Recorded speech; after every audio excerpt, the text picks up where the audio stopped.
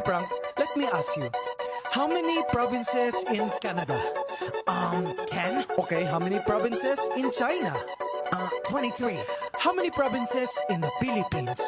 I don't know. How many? Believe it or not, 81. Abra, Kalinga, Aurora, Laguna, Maguindanao, Ifugao, Isabela, Aklan and Basilan, Sulu, Biliran, Leyte, Cagayan, Bulacan and Palawan, Batanes, Batangas, Bohol, Guimaras, Agusan del Norte, Agusan del Sur, Capiz, Cavite, Bataan, Masbate, Ilocos Norte, Ilocos Sur, Tadlac, Tawi-Tawi, Cebu, Sarangani, Camarines Norte, Sorsogon, Compos de la Valley, Quezon, Zambales, Camarines Sur and Bukidnon, Zamboanga, Sibugay and Del Sur, Albay, Zamboanga del Norte din, there's Pampanga, Nueva Ecija, Nueva Vizcaya and Camiguin. These are the Philippine provinces. Every Pinoy in the world comes from one of them.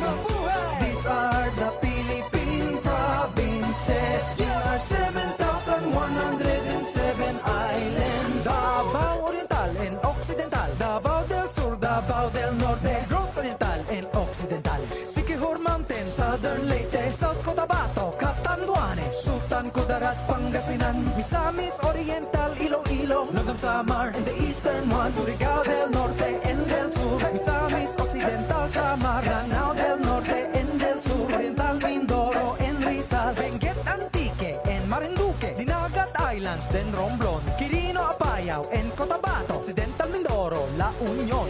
These are the